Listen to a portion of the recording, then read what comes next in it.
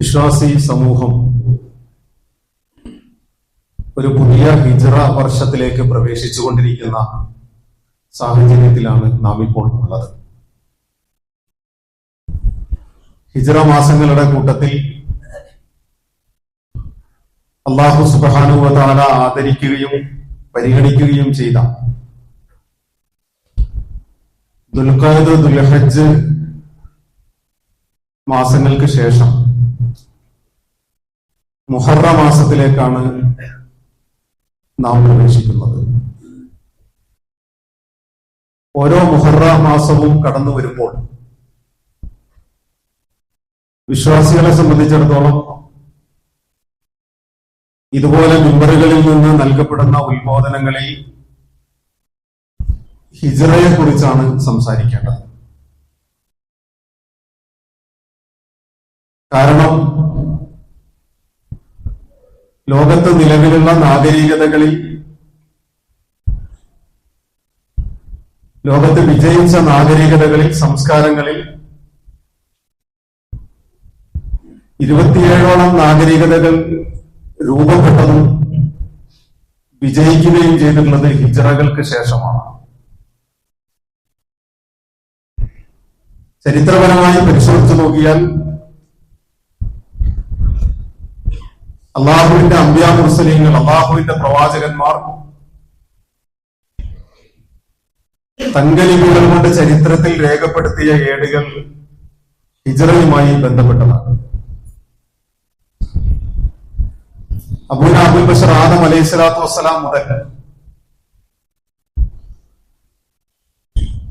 അഷ്റഫുൽ ഖൽഖ് മുഹമ്മദ് റസൂലുള്ളാഹി സ്വല്ലല്ലാഹു അലൈഹി വസല്ലം തിരുമേനി വരെയുള്ള പ്രവാചകന്മാരുടെ ജീവിതത്തിൽ ഹിജ്റ സംഭവിച്ചിട്ടുണ്ട്. ഹിജ്റ എന്ന് പറഞ്ഞാൽ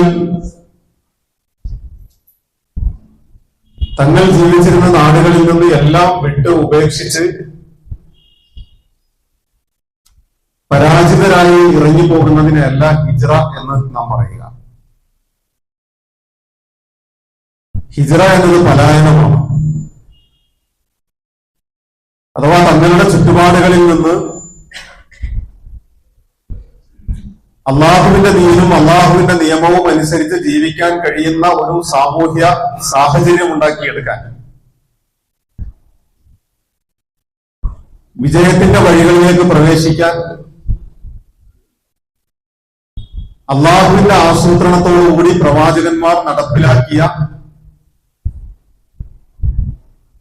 ഏറ്റവും ശ്രദ്ധേയമായ ഇടപെടലുകൾക്കാണ് ഹിജ്റ അല്ലെങ്കിൽ പലായനം എന്ന് പറയുക. ഉമ്മത്ത് മുസ്ലിമയെ സംബന്ധിച്ചിടത്തോളം ആദം അലൈഹി സ്വലാത്തു വസ്സലാം ഹിജ്റ ചെയ്തിട്ടുണ്ട്. ശൈഖുൽ അംബിയാ നൂഹ് അലൈഹി സ്വലാത്തു വസ്സലാം ഹിജ്റ ചെയ്തിട്ടുണ്ട്. ഓരോ പ്രവാചകന്മാരുടെയും ചരിത്രത്തിന്റെ ഓരോ ഏടുകൾ അടർത്തി മാറ്റിയാൽ ആ പ്രവാചകന്മാരൊക്കെയും പ്രതിസന്ധികളുടെ ഘട്ടങ്ങളിൽ ഹിജ്റയെ അവലംബിച്ചവരാണ് എന്ന് കാണാം. അത് കേവലം ചരിത്രത്തിൽ പഠിക്കാനുള്ള പാഠഭാഗങ്ങൾ എന്നല്ല,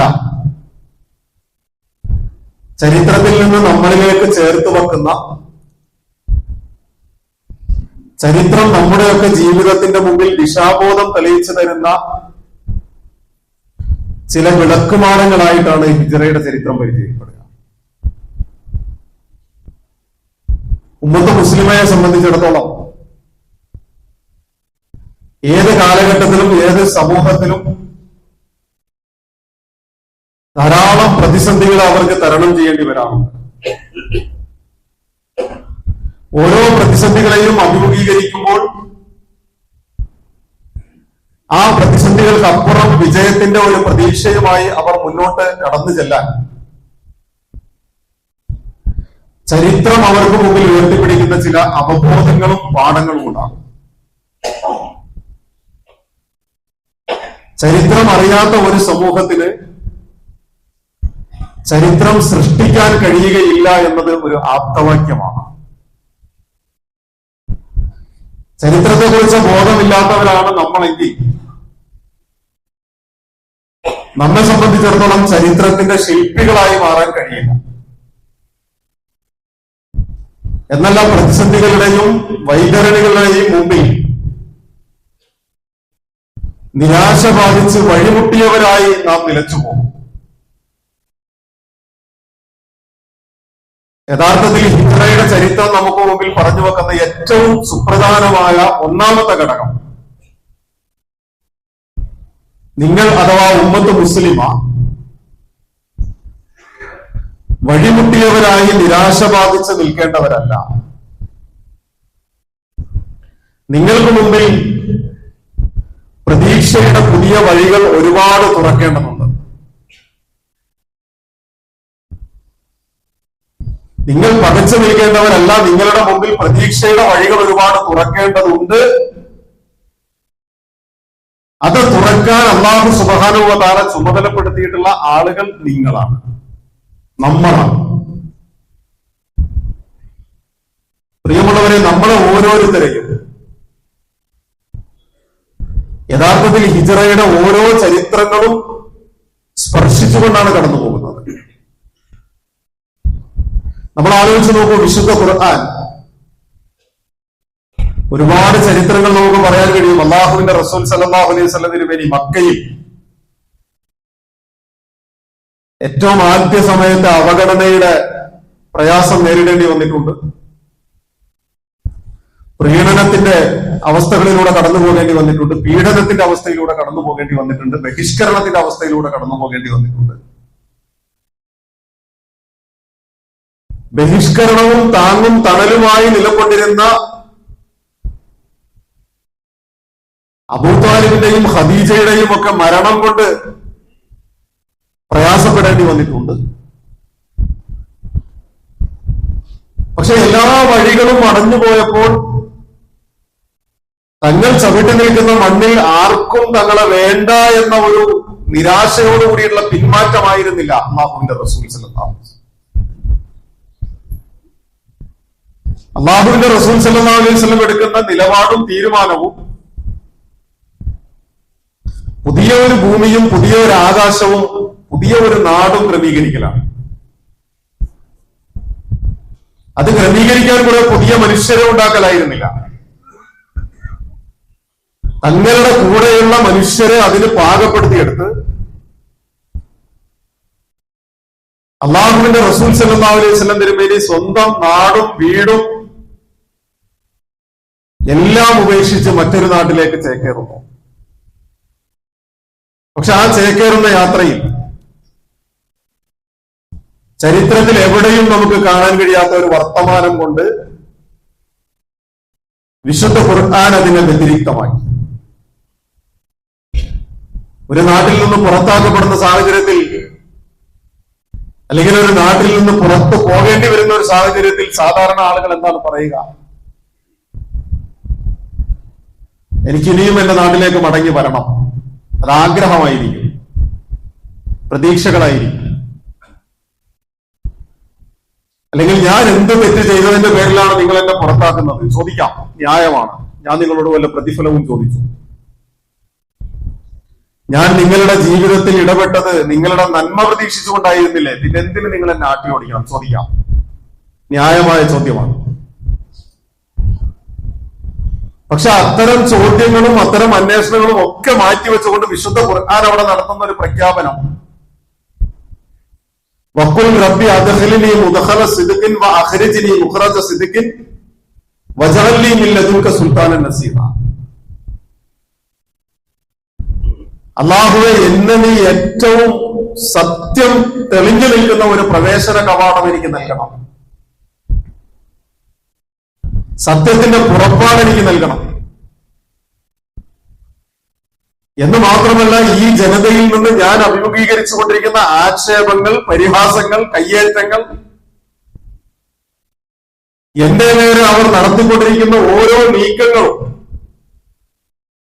നിന്റെ മാർഗത്തിൽ അടിയുറച്ചു നിന്നു എന്ന ഒരൊറ്റ കാരണമേ അതിന്റെ പിന്നിലുള്ളൂ. അതുകൊണ്ട് വജഅല്ലി മിൻ ലദുൻക സുൽത്താനൻ നസീറ, എനിക്ക് നിന്റെ ഒരു അധികാരത്തിന്റെ ഒരു സഹായി എനിക്ക് വേണം. സുൽത്താനുൽ നസീറ എന്ന ആട്ടിയോടിക്കപ്പെടുന്ന മനുഷ്യൻ ചോദിക്കുന്ന ചോദ്യമാണ്. നാടുവിട്ടു പോകുന്ന മനുഷ്യൻ ചോദിക്കുന്ന ചോദ്യമാണ്. എനിക്കൊരു സുൽത്താനുൽ നസീറ തരണം, നിന്റെ സഹായത്തോടു കൂടിയ ഈ ജനങ്ങളുടെ മേൽ എന്റെ വാക്കുകൾക്ക് കാതുകൊടുക്കാൻ കഴിയുന്നവരും എന്റെ വാക്കുകൾ അംഗീകരിക്കാൻ കഴിയുകയും ചെയ്യുന്ന ഒരു സാമൂഹിക അന്തരീക്ഷം എനിക്ക് വേണം, ഒരു രാഷ്ട്രീയ അന്തരീക്ഷം എനിക്ക് വേണം. കേവലം എനിക്ക് എന്റെ കൂടെയുള്ള ആളുകളെയും കൂട്ടി പോയി നമസ്കരിച്ചാൽ പോരാ. എന്റെ കൂടെയുള്ള ആളുകളെയും കൂട്ടി പോയിട്ട് എനിക്ക് ആരാധനാകർമ്മങ്ങളും പ്രാർത്ഥനകളും ദിക്റുകളും ദുആകളും ഒക്കെ ആയിട്ട് ഒരിടത്ത് അടങ്ങിയിരുന്നാൽ പോരാ. എനിക്ക് ഈ യാഥാർത്ഥ്യത്തെ, ഈ സത്യത്തെ ഉയർത്തിപ്പിടിക്കാൻ കഴിയുന്ന, ആ സത്യത്തിന് വേണ്ടി നിലകൊള്ളാൻ കഴിയുന്ന, ആ സത്യത്തിന്റെ പതാകയുടെ ചുവട്ടിൽ മനുഷ്യരെ എല്ലാം അണിനിരത്താൻ കഴിയുന്ന ഒരു അധികാരം എനിക്ക് വേണ്ടതുണ്ട്. ഇതല്ലേ യഥാർത്ഥത്തിൽ അല്ലാഹുവിന്റെ റസൂൽ സല്ലല്ലാഹു അലൈഹി വസല്ലം വിശുദ്ധ ഖുർആനിൽ നിന്ന് ഹിജ്റയുടെ സന്ദർഭത്തിൽ ചേർത്ത് വെക്കുന്ന ആ വർത്തമാനത്തിന്റെ ധ്വനി എന്ന് പറയുന്നത്. ശൈഖുൽ അംബിയ നൂഹ് അലൈഹി സ്വലാത്തു വസ്സലാമിന്റെ ഹിജ്റയെ കുറിച്ച് പല ആവർത്തി എന്റെ സഹോദരങ്ങളുടെ മുമ്പിൽ ആ ചരിത്രം വിശദമായി ഞാൻ പ്രതിപാദിച്ചിട്ടുണ്ട്. 950 പരം വർഷങ്ങളോളം ജനങ്ങളുടെ പിന്നാലെ നടന്ന് എല്ലാവരെയും വിളിച്ചു കൂട്ടുമ്പോഴും ഞാൻ അവരുടെ മുന്നിലൂടെയും പിന്നിലൂടെയും ചെന്നു, അവരെ വിളിച്ചു.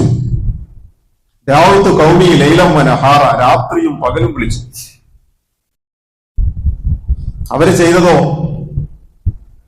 ജഅലു അസാബിയഹും ഫി ആദാനിഹിം വസ്തഗ്ശൗ സിയാബഹും വഅസറു വസ്തക്ബറു ഇസ്തിക്ബാറ.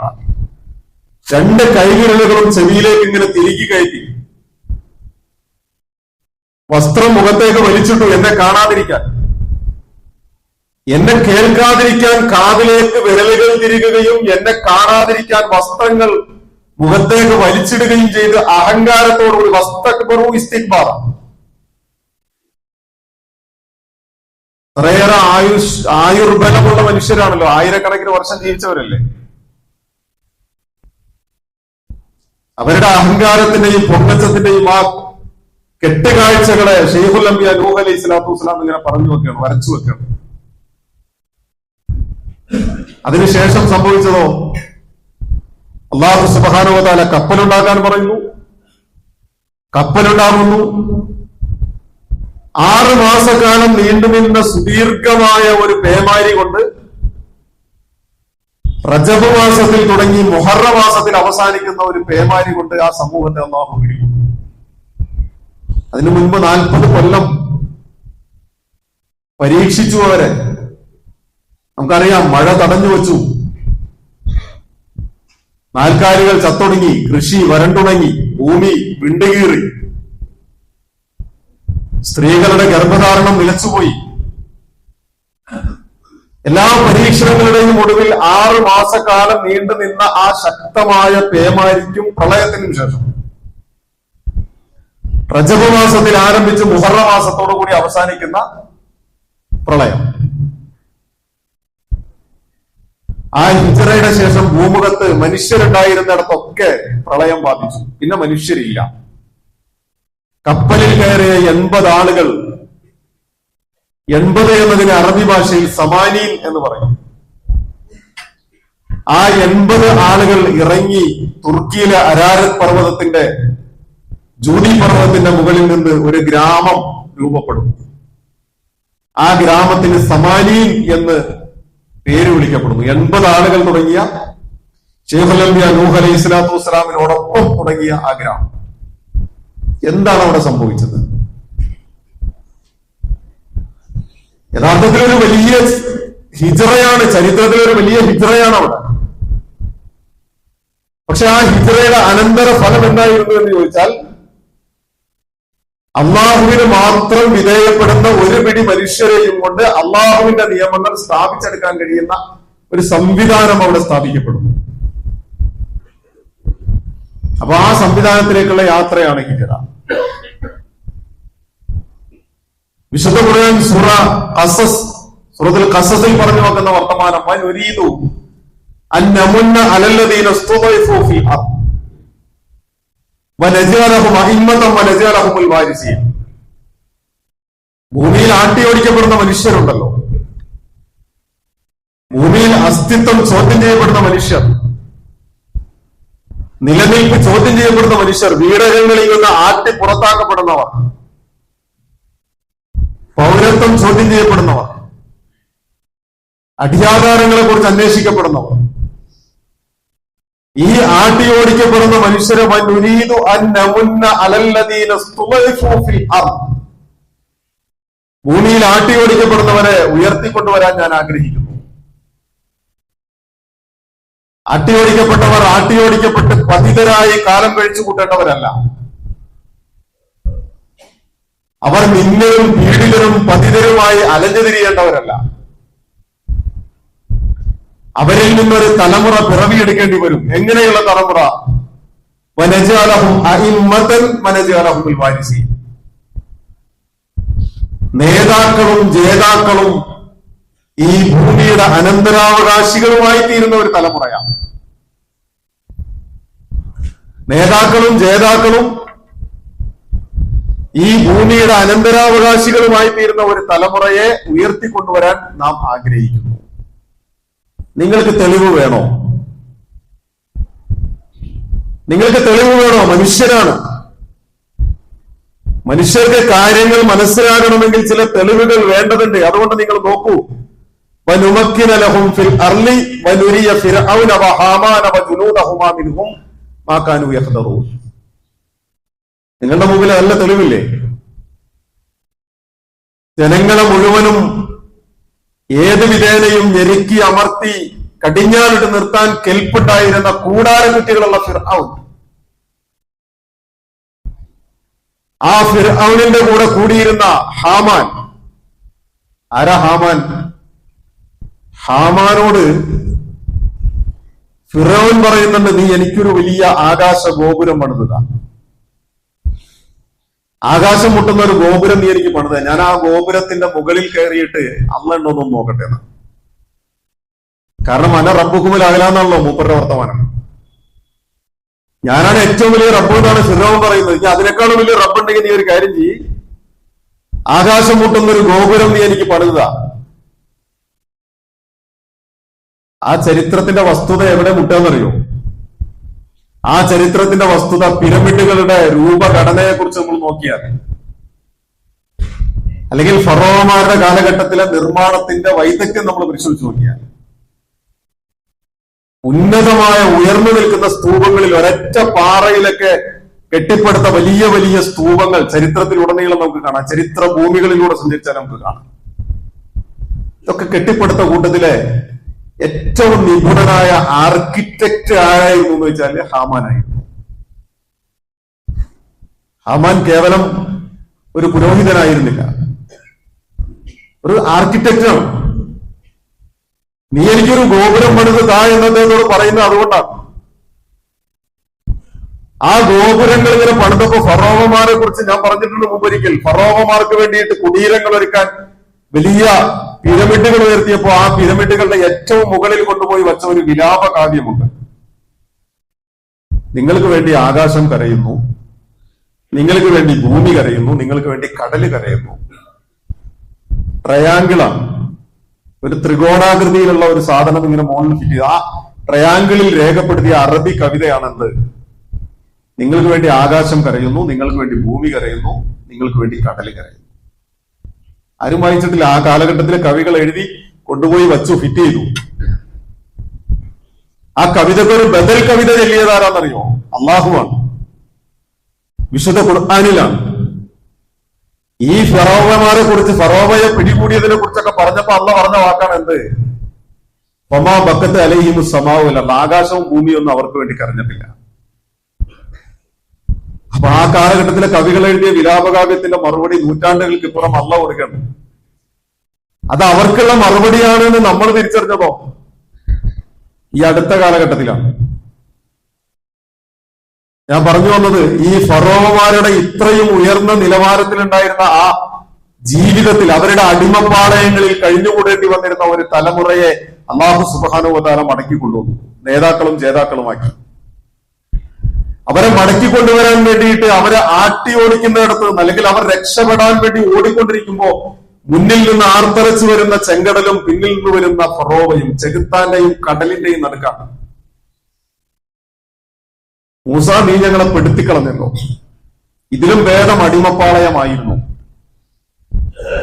ആരായാലും പറഞ്ഞു പോകുന്നതാണ്, ആരായാലും ചോദിച്ചു എന്തിനാ മൂസ നീ ഞങ്ങളെ കൊണ്ടുവന്നത്? പക്ഷെ മൂസ അലൈഹി സ്വലാത്തു വസ്സലാം അവിടെ പറഞ്ഞ വർത്തമാനം, ഇന്നമായി റബ്ബി സയഹ്ദീൻ, എന്റെ കൂടെ എന്റെ റബ്ബുണ്ട്, ഞാനിങ്ങനെ ഓടിയത് വെറുതെ അല്ല, നിങ്ങളെയും കൂട്ടി എന്നെ ഓടിച്ചത് എന്റെ റബ്ബാണ്. ഇതൊക്കെ ചരിത്രത്തിൽ ഒരുപാട് പഠിക്കാനുള്ള പാഠമാണ് കേട്ടോ. കാരണം മൂസാ നബി അലൈഹി സ്വലാത്തു വസ്സലാം ഇവരെ കൊണ്ട് പോകുന്ന ഈ വരലുണ്ടല്ലോ, എപ്പോഴാ ഫറോവയുടെ കൊട്ടാരത്തിൽ നിന്ന് വന്നത്? ആ ഫറോവയുടെ കൊട്ടാരത്തിലേക്ക് എപ്പോഴാ പോയത്?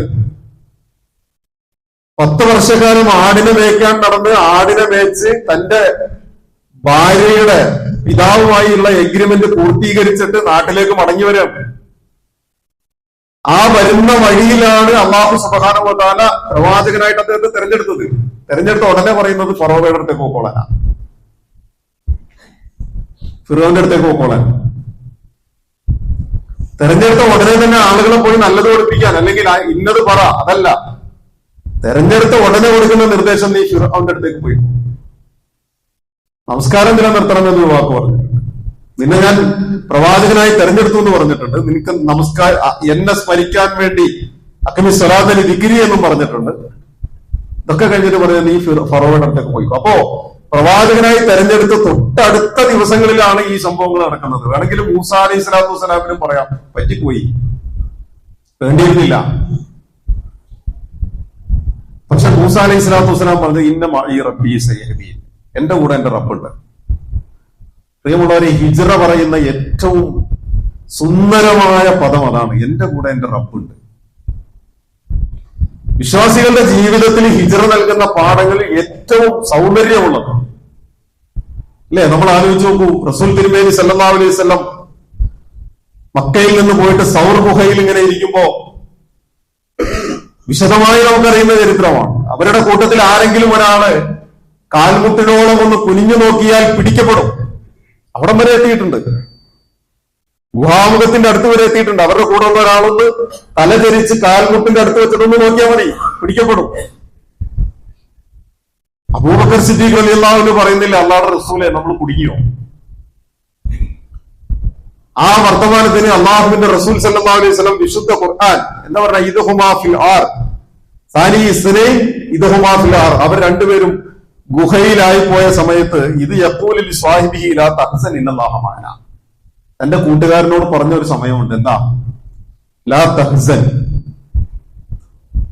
നീ ഭയപ്പെടേണ്ടതില്ല, പേടിക്കേണ്ടതില്ല, ദുഃഖത്തിന്റെ ഭാരം ഇങ്ങനെ ചുമന്നുകൊണ്ടിരിക്കണ്ട. ലാ തഹ്സൻ ഇന്നല്ലാഹ മഅനാ, അല്ലാഹ് ഉണ്ടോ നമ്മുടെ കൂടെ? ആലോചിച്ച് നോക്കൂ, അള്ളാഹുവിന്റെ പ്രവാചകൻ ഇങ്ങനെ തോളിൽ തട്ടിയിട്ട് അബൂബക്കർ സിദ്ദീഖ് റളിയല്ലാഹു അൻഹുവിനോട് പറയുന്ന ആ വാക്ക്, അബൂബക്കറെ, അല്ലാഹ് ഉണ്ടടാ അബൂബക്കറെ നമ്മുടെ കൂടെ എന്ന് പറയുന്ന ഒരു ശൈലിയാണ്. യഥാർത്ഥത്തിൽ ഹിജ്റ നൽകുന്ന ഏറ്റവും കരുത്തുറ്റ സന്ദേശം അതാണ്. എനിക്കും നിങ്ങൾക്കൊക്കെ, നമ്മളൊക്കെ ജീവിതത്തിൽ, അത് സാമൂഹികമായിക്കോട്ടെ, വ്യക്തിപരമായിക്കോട്ടെ, കുടുംബപരമായിക്കോട്ടെ, നമ്മുടെ ജീവിതത്തിൽ നമ്മൾ ഞെരുങ്ങി പോകുന്ന ചില ഘട്ടങ്ങൾ ഉണ്ടാവും. ആ ഒരു ഘട്ടത്തിൽ ലാ തഹ്സൻ ഇന്നല്ലാഹ മഅനാ എന്ന്, ഭയപ്പെടേണ്ട, അല്ലാഹ് നമ്മുടെ കൂടെ ഉണ്ട് എന്ന് ഉറച്ച് വിശ്വസിക്കാൻ നമ്മുടെ മനസ്സാക്ഷി നമ്മളോട് പറയുന്നുണ്ടെങ്കിൽ നമ്മൾ വിജയിച്ചവരാണ്. ഹിജ്റയുടെ പാഠങ്ങളിൽ ഏറ്റവും പ്രധാനമാണ്.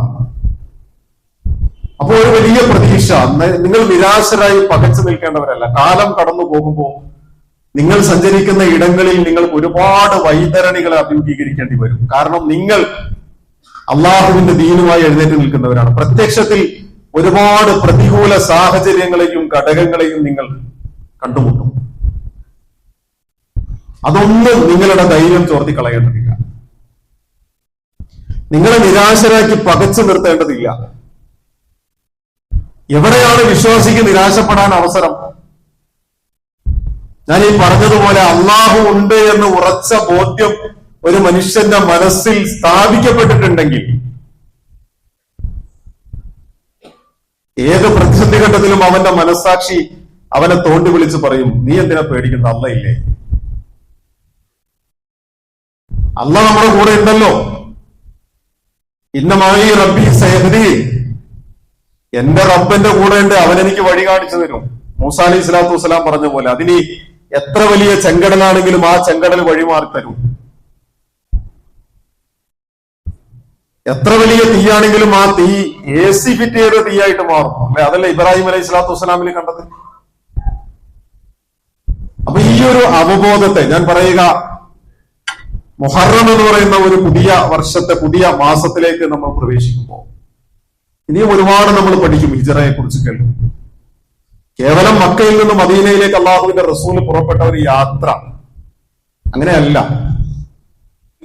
ആ യാത്രയിൽ ഉടനീളം ചരിത്രം നമ്മുടെ ജീവിതത്തിലേക്ക് കോർത്തുവെച്ച് തന്ന മാലയിലെ മുത്തുമണികൾ കോർത്തുവെച്ചതുപോലെ നമ്മുടെ ജീവിതത്തിലേക്ക് ഈമാനിലേക്ക് കോർത്തുവെച്ച് തന്ന നമ്മളെ രാജി മിനുക്കിയെടുക്കാൻ പോകുന്ന ഒരു പിടി പാഠങ്ങൾ ചേർന്നതാണ് ഹിജ്റ. അള്ളാഹുവിന്റെ പ്രവാചകന്മാരുടെ ജീവിതത്തിൽ ഉടനീളം നാഗരികതകൾ രൂപപ്പെടേണ്ടത് ഹിജ്റകളിൽ നിന്നാണ്. ആട്ടിയോടിച്ചവർ പതിതരായി മാറുകയും ആട്ടി ഓടിക്കപ്പെട്ടവർ നേതാക്കളായി മാറുകയും ചെയ്യുന്ന ചരിത്രപരമായ ഒരു വിസ്മയമാണ്, അള്ളാഹുവിന്റെ ഒരു നടപടിക്രമമാണ് ഹിജ്റ എന്ന് നമുക്ക് വായിച്ചെടുക്കാൻ കഴിയും. ഊതിക്കെടുത്താൻ കഴിയുന്നതല്ല അള്ളാഹുവിന്റെ മാർഗത്തിലുള്ള എഴുന്നേറ്റ് നിൽക്കലുകൾ. അത് അള്ളാഹു തന്നെ പൂർത്തീകരിക്കും. ആ പൂർത്തീകരണത്തിന് അള്ളാഹുവിന്റെ ചില നടപടിക്രമങ്ങൾ ഉണ്ടാകും. ആ നടപടിക്രമങ്ങൾ നമ്മളും അനുഭവിക്കണം എന്നാണ് ഞാൻ പറഞ്ഞത്. നമ്മളും അനുഭവിക്കണം. പ്രതിസന്ധി ഘട്ടങ്ങളിൽ, പ്രയാസത്തിന്റെ സന്ദർഭങ്ങളിൽ, ആകാശത്തുള്ളവന്റെ അദൃശ്യമായ കൈത്തലങ്ങളിൽ നിന്നുള്ള താങ്ങും തണലും തലോടലും അനുഭവിക്കാൻ കഴിയുന്നവരാണ് വിശ്വാസി. ആ അനുഭവിക്കാൻ കഴിയുമെന്നുള്ള യാഥാർത്ഥ്യബോധത്തെ നമുക്ക് പഠിപ്പിക്കുന്നതാണ് ഹിജ്റ.